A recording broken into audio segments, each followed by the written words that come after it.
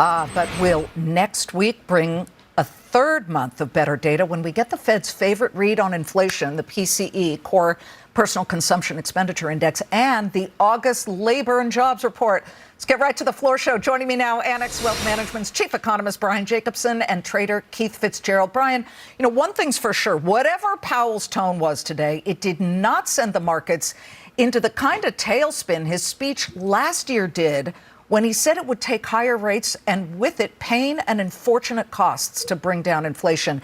What did you hear in today's speech about future interest rate hikes? Yeah, what I really heard is that they're kind of chicken as to whether or not they should hike. So they're not hawks or doves, but really they're kind of afraid as far as what might happen. They don't know what these long and variable legs are like. And really, I think the biggest change in his tone was as far as substituting the word careful for forceful.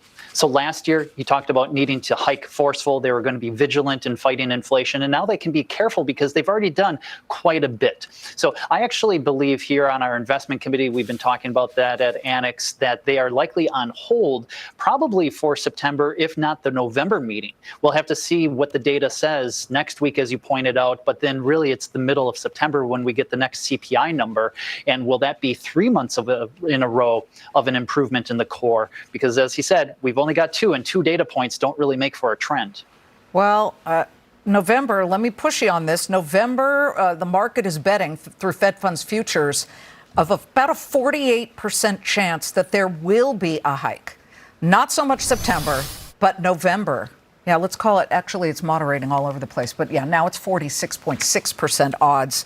Let me get to Keith, though, because Keith, when you look at what Fed Chair Jay Powell said today and what he didn't say, he never once mentioned the R word or recession.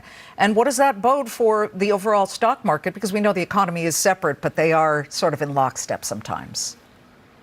That is the key and why I think the markets are going ahead anyway, because they've disregarded what Chairman Powell had to say. It wasn't the bad move. It wasn't the Goldilocks move. It was simply more of the same. And to Brian's point, I agree. I think he is chicken to raise rates at this point because it's going to force him into a box, Liz. So I like the fact that the markets have rebounded. We've caught a bid. We're moving forward. That's great for stocks. Not chicken.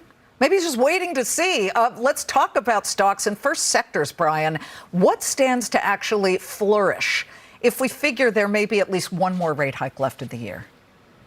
Sure. Well, if there is one more rate hike, I actually think that it's going to be a pretty tough environment in general.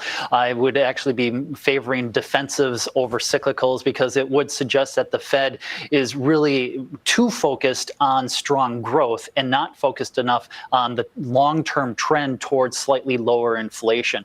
They feel as though there has to be some visible pain, and I think that would actually just bode well for a bid for, say, bonds. It's one of the reasons why we're keeping our strategic allocation kind of equally balanced in line with those strategies between stocks and bonds. You could think about utilities, but even REITs. If you think about the rebound that we're having in the new home construction market, housing stocks have done quite well. And I think that if they do actually hike, we could be in, that could pose a fairly decent buying opportunity for looking at some of those real estate investment trusts that are still quite battered. Yeah, kind of interesting to see the 2-year at 5.06%. So we're continuing to see that. You know what, Keith? He actually mentioned that the 2-year yield is up something like 250 basis points since last year when they began hiking rates, March, right? March of 2022. But you're still an equities guy. And you were piling into Nvidia well before the big run-up. So what do you think of where Nvidia is, not so much today, but this week? I mean, it's pulling back today, but boy, has it had a banger of a couple of weeks. Well, isn't that great? Because again, this speaks to growth and it speaks to the big macro trends in the world, not just the Fed's myopic view of what's happening.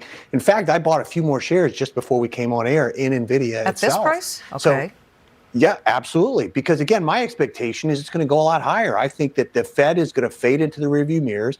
I'm looking at $700 a share within the next 36 months. And if I'm right, then you know what? That's going to be a nice chunk of change. So I'm going to continue to buy at these levels. I think the rest of tech, I think, is going to move forward. Defense is a no-brainer to me.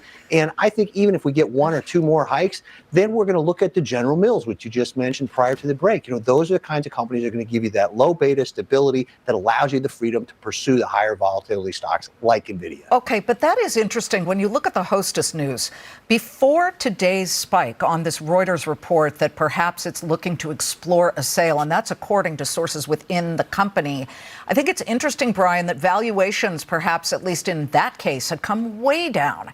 Not so for the Nvidias of the world, which are well above 230, but for a price to earnings ratio. But, before today, Hostess was hovering just above 10 for a price to earnings ratio. Do you think you start to see more acquisition opportunities because the markets have pulled back, certainly from their highs recently?